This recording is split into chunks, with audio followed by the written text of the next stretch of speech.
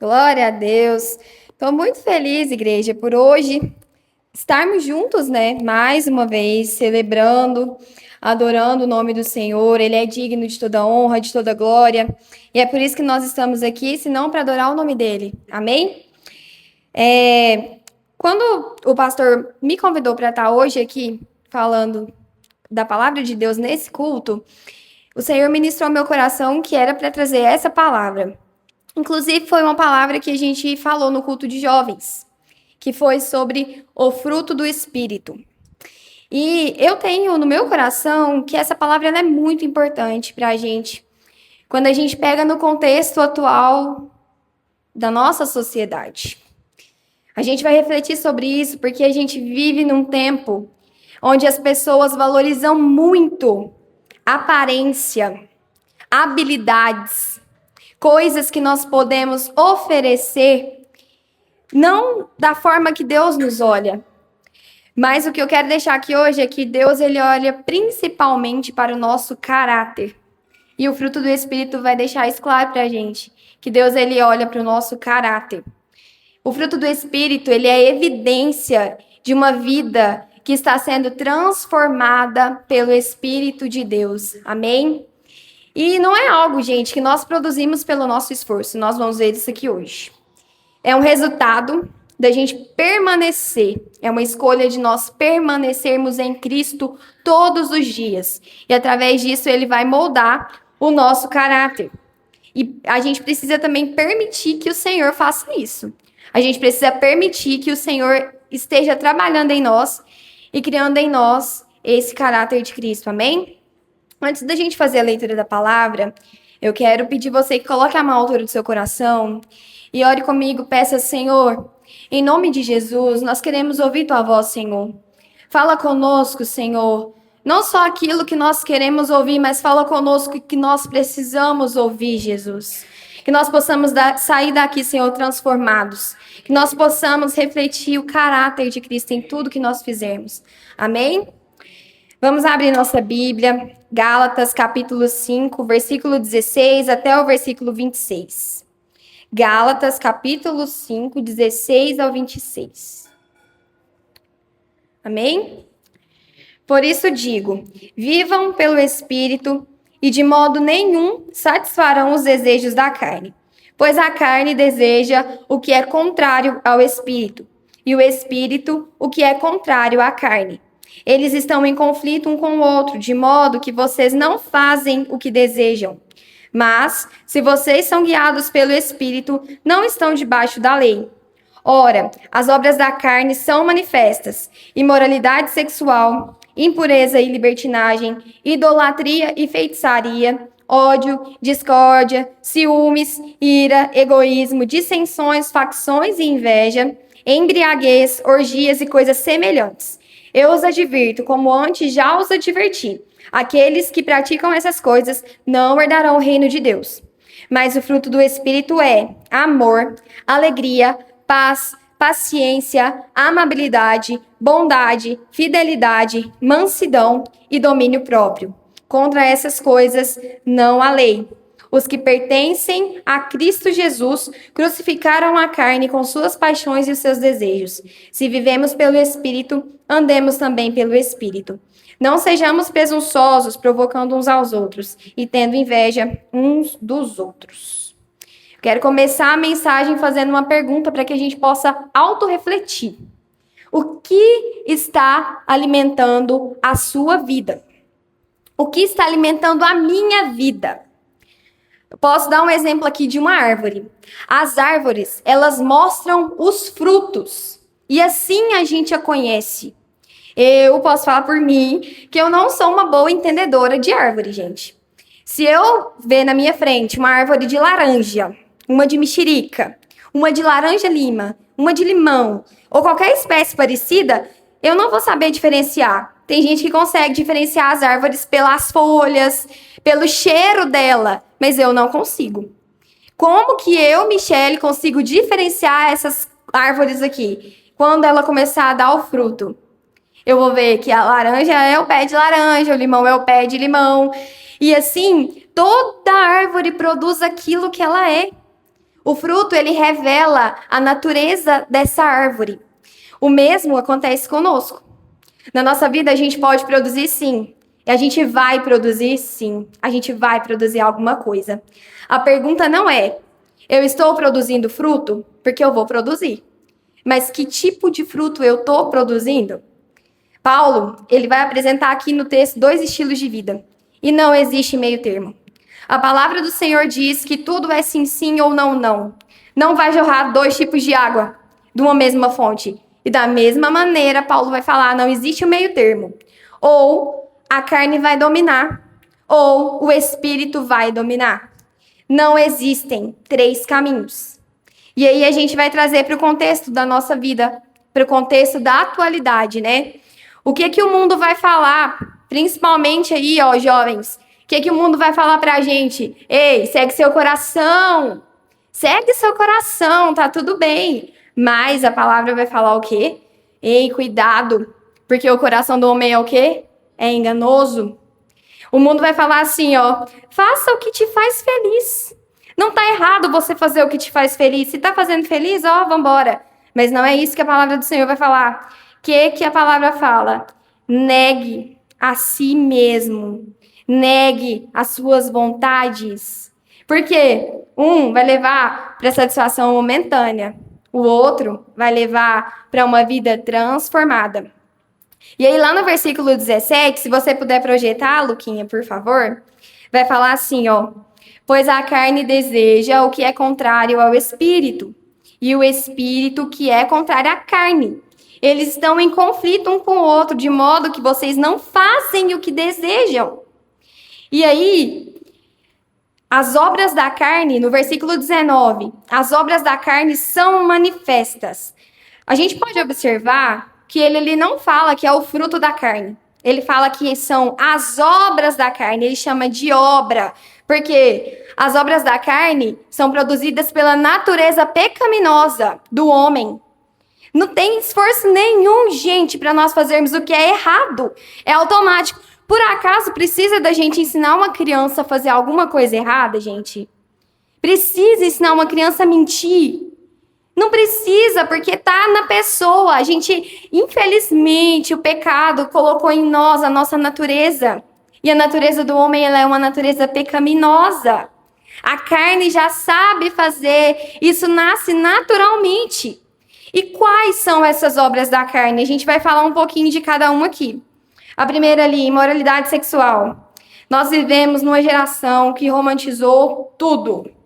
Todo tipo de promiscuidade, todo tipo de coisa errada virou entretenimento. Infelizmente, igreja.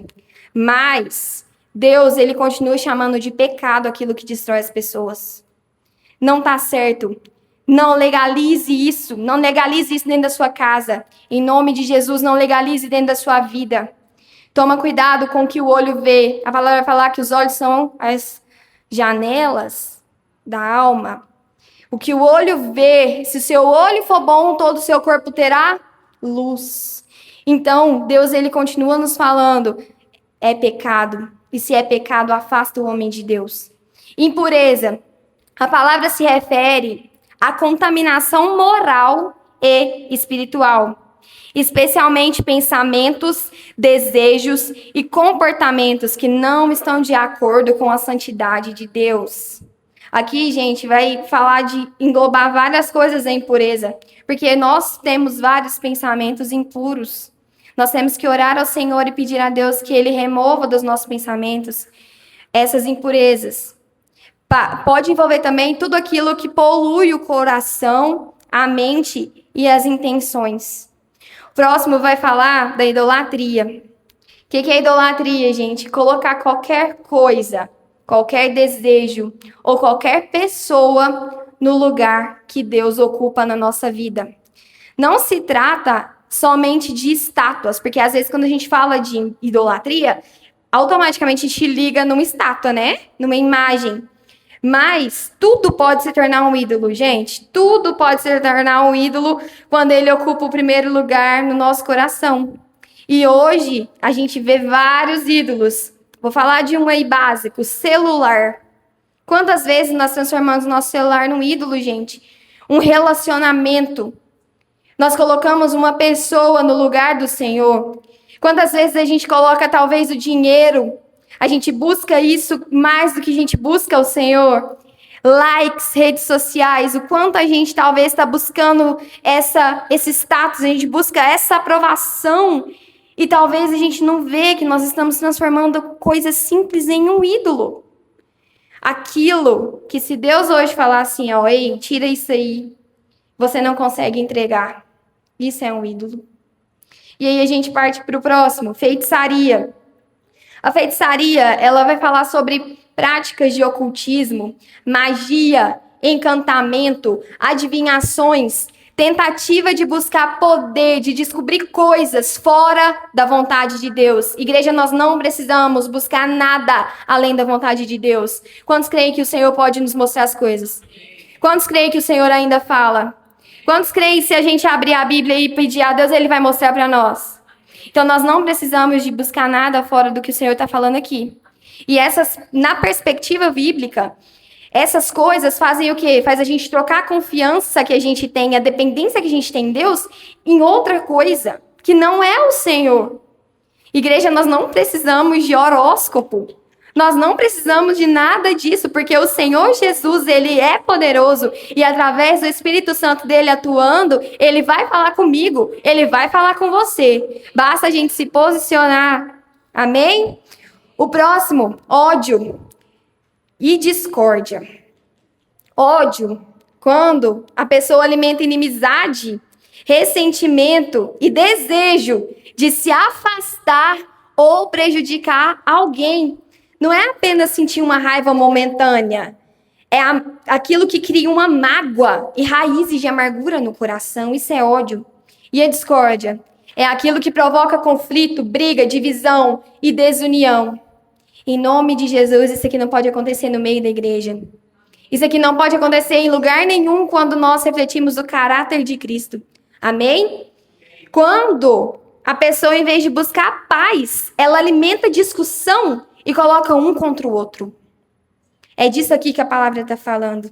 E aí a gente parte para o ciúme. Na Bíblia aqui a ideia é um sentimento de rivalidade, ou de possuir aquilo que pertence ou foi dado ao outro.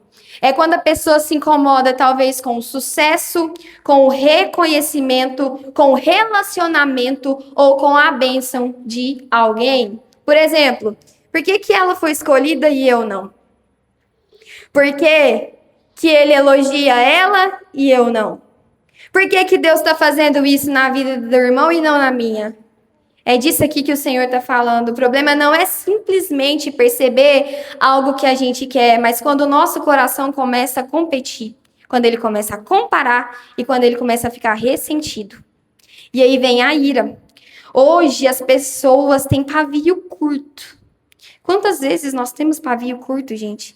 Explode por qualquer comentário, qualquer coisa dentro da casa da gente, qualquer coisa nos relacionamentos, qualquer coisa no trabalho. A ira que ela aponta para uma raiva intensa. É aquele tipo de raiva explosiva, descontrolada. Você não tem controle. E aí você faz o quê? Tem atitudes, decisões e fala coisas destrutivas. Não significa, gente, que ficar indignado, porque da maneira que eu estou expondo aqui, talvez pareça que se você discordar de algo está errado. Não é sobre isso, porque a gente precisa ter posicionamento, sim. Só porque a gente precisa ter esse posicionamento dosando a forma com que eu vou controlar as minhas atitudes. Amém? O próximo, egoísmo, que é colocar a própria vontade, interesse ou benefício acima do irmão, acima do outro. Porque é sempre o eu primeiro.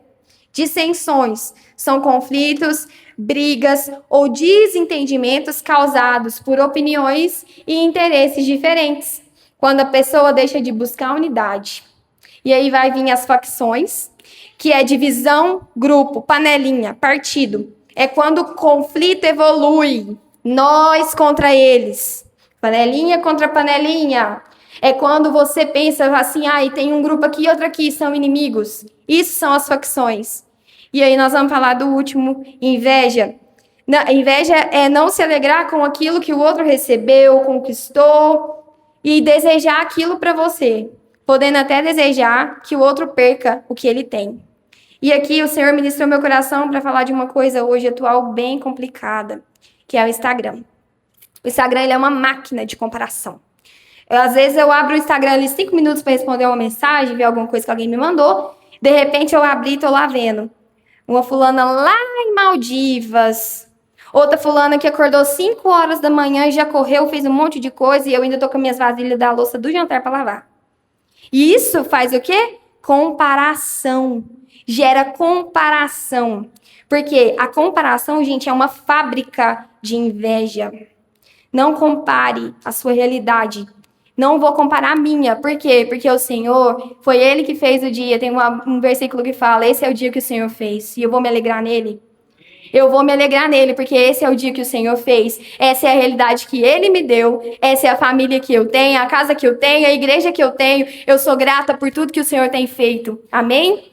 A gente não pode comparar, gente, porque essa comparação é uma máquina de inveja. Embriaguez, perder o domínio próprio pelo excesso de coisas. Não é só pelo excesso de álcool, né? Ou de outras substâncias. O problema não é apenas beber, mas é chegar ao ponto de perder o controle sobre si mesmo. E aqui nós vamos falar de um fruto que é para dominar isso daqui. Orgias, festas ou práticas marcadas por excessos, imoralidade e descontrole. E Paulo fala assim, ó, coisas semelhantes a estas. Por quê? A lista não acaba aqui. Ela não é uma lista exaustiva. Ele dá algumas coisas e ele está dizendo que não são só essas coisas que são as obras da carne. Existem outras atitudes além, que seguem o mesmo padrão, mas que são marcadas por pecado e descontrole. Por quê? A carne, gente, ela sempre vai prometer para nós o quê? Liberdade. Mas o que ela vai entregar? Escravidão. Isso aqui faz a pessoa se tornar escrava. Mas Paulo, ele não termina aqui. Ele deu uma lista de coisas que a carne faz, que são as obras, e resultado disso, uma vida dominada por pecado, por confusão, por inveja, por ira. Mas essas coisas, elas destroem os relacionamentos e principalmente ela faz o quê? Afasta o homem da vontade de Deus. E talvez você tá aí pensando, sentado, pensando, gente, mas então o que a gente faz? O que a gente pode fazer para deixar de ser assim? E é justamente aqui que Paulo ele vai mudar a direção da conversa que ele está tendo aqui na carta.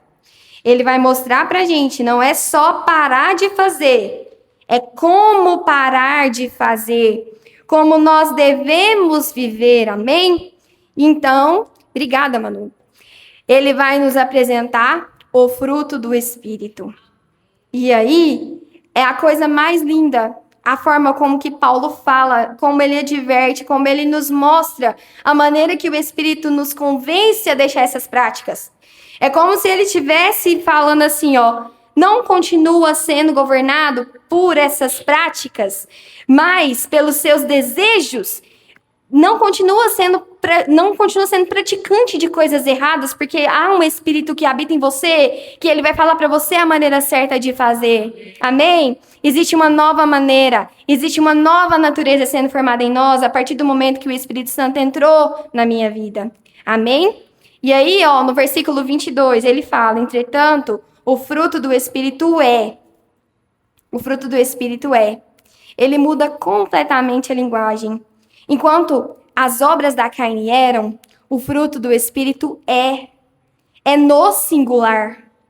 É como, sabe, uma mexerica? Que ela é vários gomos, mas ela forma um fruto todo. Esse é o fruto do Espírito. Porque ele é com várias características, mas é um só. Porque o Espírito Santo vai mostrar para nós que é possível. Várias facetas. Você não vai separar os gomos da mexerica, mas ela vai formar o mesmo fruto, não é? Outro detalhe. Você nunca vai ver uma árvore fazendo um esforço muito grande para produzir um fruto. Ela simplesmente o produz. Por quê? Porque ela está ligada à raiz. Qual que é a nossa raiz? É Jesus. Se eu estiver ligada na raiz que é Jesus, o fruto vai nascer naturalmente. Amém? Jesus vai falar, permaneçam em mim.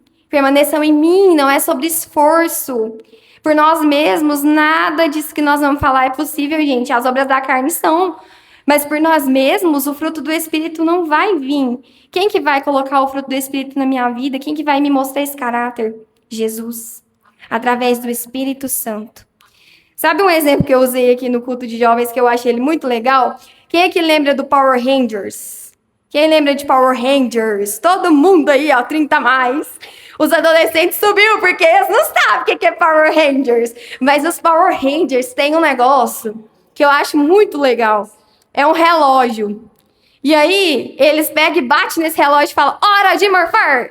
E na hora de morfar, ele vira o negócio. E aí, tem os Megazord, os negócios lá que vêm para lutar contra os bichão. Mas não é assim que o Espírito Santo vai fazer. Não é, Patrícia, que você vai bater lá, pô, fora de morfar, vai vir paz. Ah, bati aqui, ó, vai vir alegria. Não, não é assim. Deus, ele vai dando todas as facetas do fruto para nós. É só a gente buscar. Amém? E aí a gente vai começar pelo maior de todos, o melhor de todos, o amor. Ai, gente, tem um versículo, Romanos 5:5, que fala assim, ó. O amor de Deus está derramado em nossos corações pelo Espírito Santo que foi dado, que nos foi dado. E aqui encabeça essa lista o amor. E não é por acaso. Porque o amor, gente, ele é a base de todos os outros frutos. Como a gente viu nas obras da carne, tudo, gente, aquilo ali está relacionado em viver em sociedade. É relacionado da forma como eu trato o meu irmão, o meu colega, minha família, como eu vivo. É uma regra social. Aqui a gente vai falar do amor, que é a base, gente. Não são bons sentimentos em relação a alguém. Esse amor bíblico aqui, ó, não é... Porque eu posso citar para vocês um exemplo. O dia que eu vi o Carlos pela primeira vez. Que aí... que aí você acha assim, nossa, borboletas no estômago, que é um monte de negócio aqui, ó. Mas o amor que tá falando aqui em Gálatas não é esse amor. Não é sobre esse sentimento que eu senti em relação ao Carlos, porque essa paixão, esse negócio, ele é passageiro. O amor construído é depois, é quando você realmente, como se diz os antigos, comeu um saco de sal junto. O amor bíblico aqui é produzido pelo Espírito. Sabe quando Jesus fala assim, ó, que ele resume os mandamentos em um? Qual que é? Amar a Deus sobre todas, acima de todas as coisas. E o meu próximo, como eu amo, a mim mesmo. Porque o amor produzido pelo Espírito não é uma emoção, não é só um sentimento, é a decisão de amar, é a decisão de servir, de perdoar, fazer o bem, talvez mesmo quando não é conveniente. E lá em 1 Coríntios, Paulo vai mostrar como esse amor se comporta: paciente, bondoso, não egoísta, não guarda rancor e suporta todas as coisas. O amor é quando o Espírito Santo transforma o eu em nós. Quem é guiado pelo Espírito não apenas fala sobre amor, mas ele ama como Cristo amou. Será que a gente ama como Cristo amou? Será que nós realmente estamos vivendo esse amor aqui? O próximo é alegria. Aí a gente vai ver, numa lista de coisas éticas vem alegria.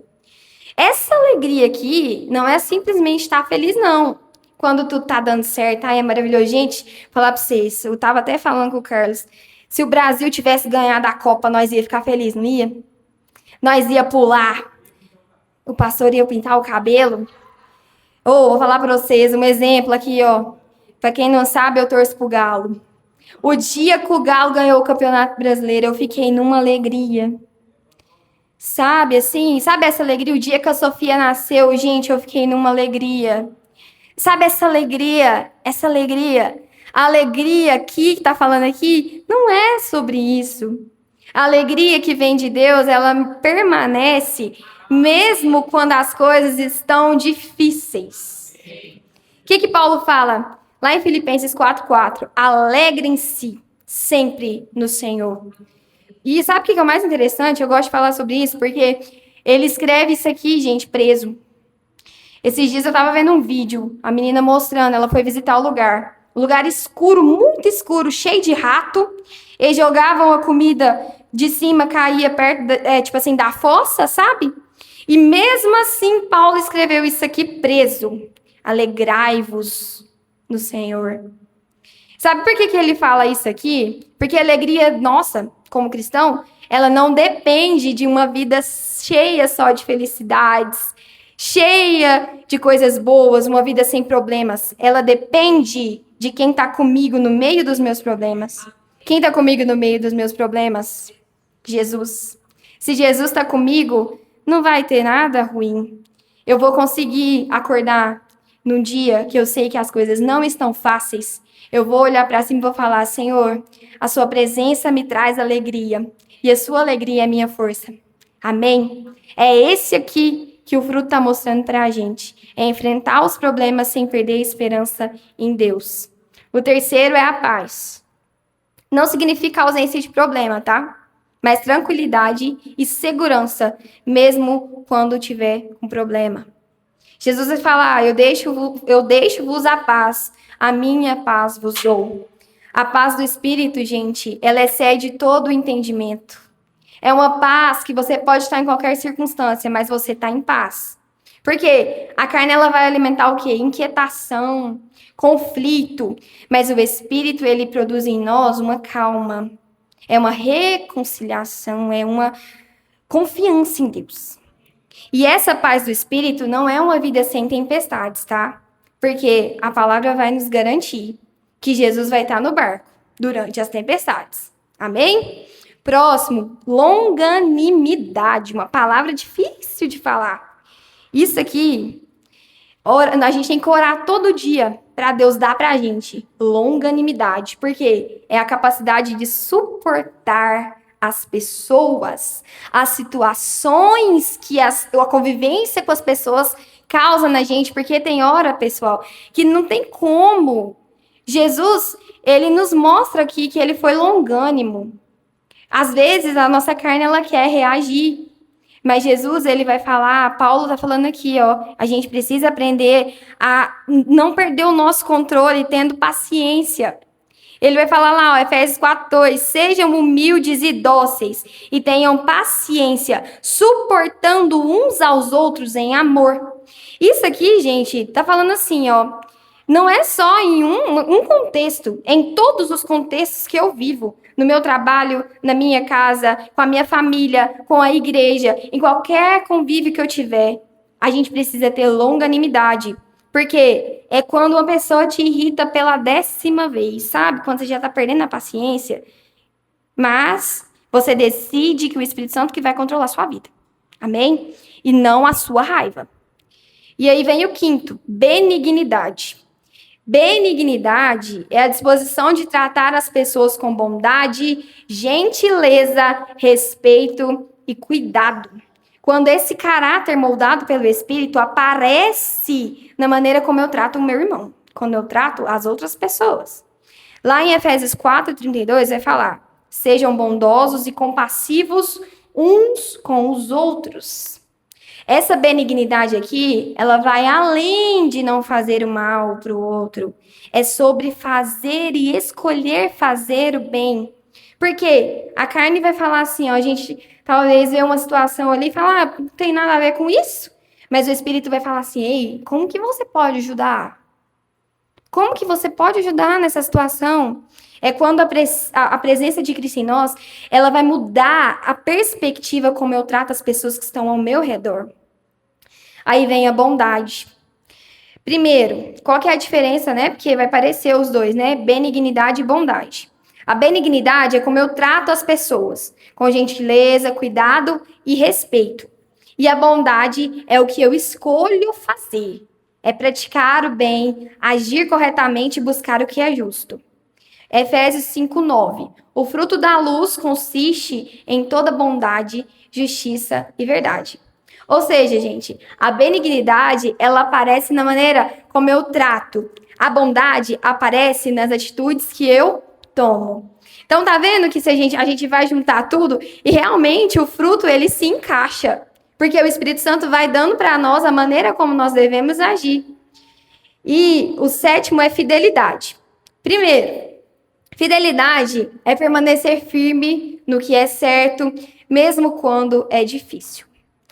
Fidelidade é constância, compromisso e lealdade. É não abandonar aquilo que Deus confiou a você e a mim, só porque ficou difícil, só porque ficou cansativo.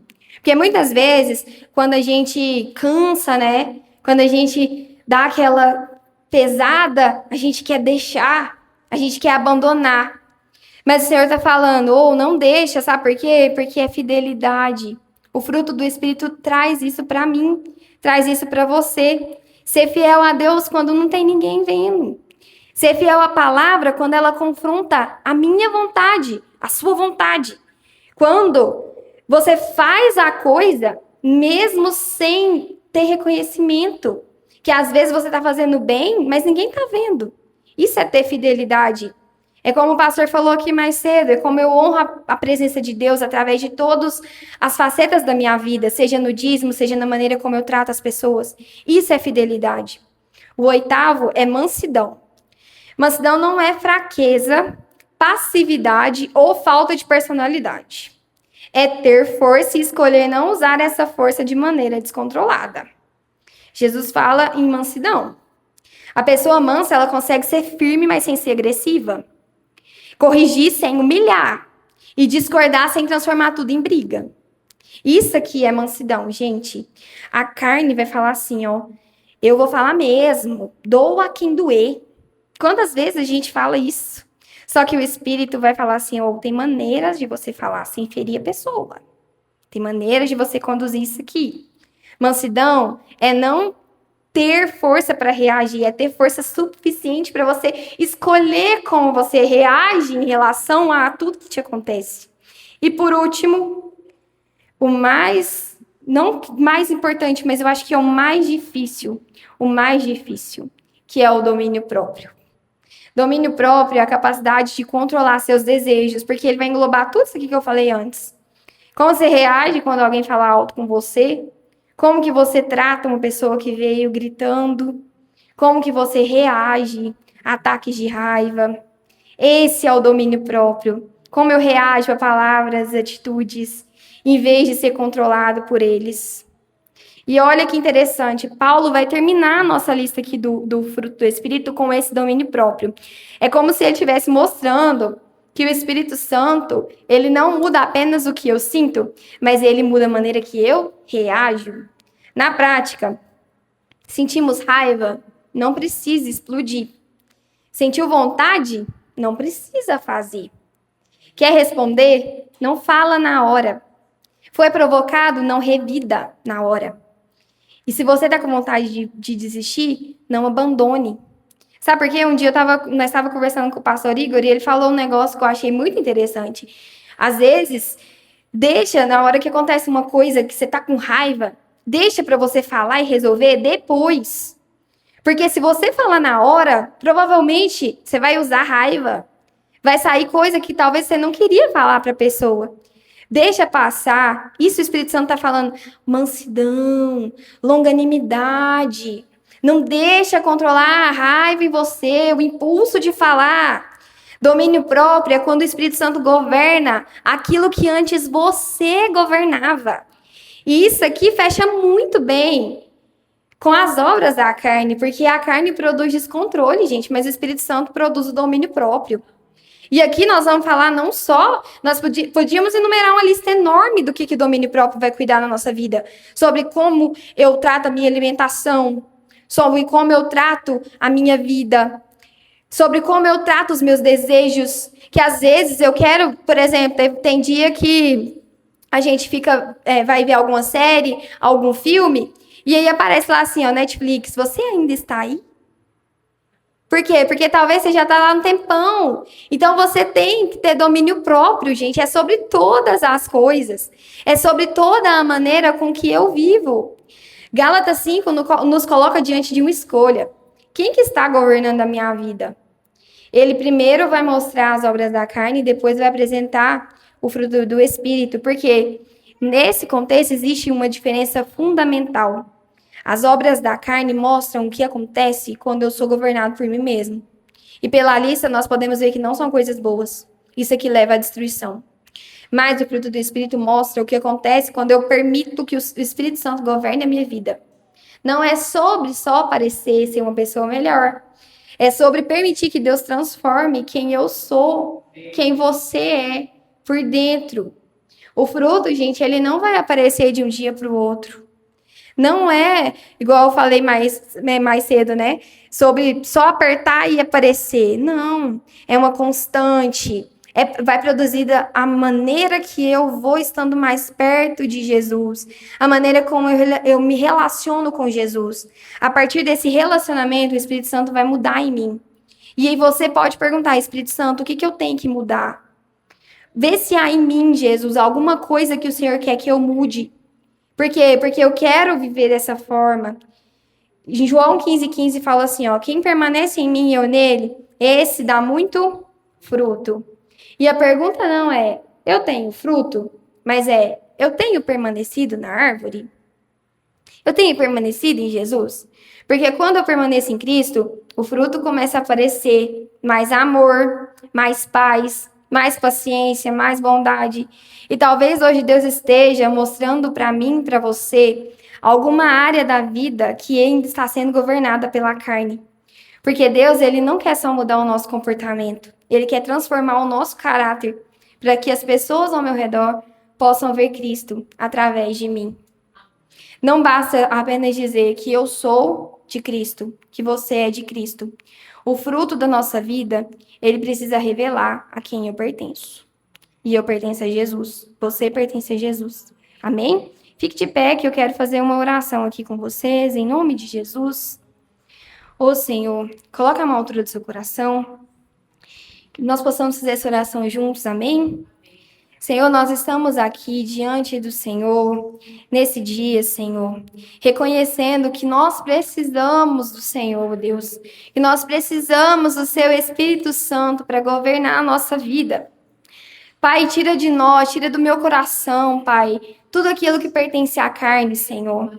Tudo aquilo, Senhor, que faz, Senhor, com que eu tenha atitudes que não convêm, Senhor, com o caráter que o Senhor está plantando em mim. Senhor, em nome de Jesus, produz em nós o teu fruto, Senhor. Que haja amor, Jesus, onde há ódio, Pai. Que haja alegria, Senhor, onde há tristeza, paz, onde existe conflito, Senhor, em nome de Jesus. Senhor, nos dá longanimidade, Senhor, onde existe impaciência, Pai, em nome de Jesus. Benignidade, Senhor, na forma como eu trato as pessoas. Senhor, nos dá bondade, Senhor, nas nossas atitudes. Fidelidade, Senhor, quando nós estivermos cansados, Pai. Ô, Senhor, nos dá mansidão quando nós somos provocados. E domínio próprio, Senhor, quando a minha carne quiser controlar, Senhor, em nome de Jesus. Espírito Santo, governa nossos pensamentos, governa as nossas palavras, as nossas atitudes, Senhor. E que a cada dia nós possamos refletir o teu caráter, Senhor. É isso que nós te pedimos, Senhor. É isso que oramos nessa noite, Senhor. Que a tua palavra, Senhor, possa falar mais aos nossos corações. Em nome de Jesus, nós te agradecemos, Senhor. Amém.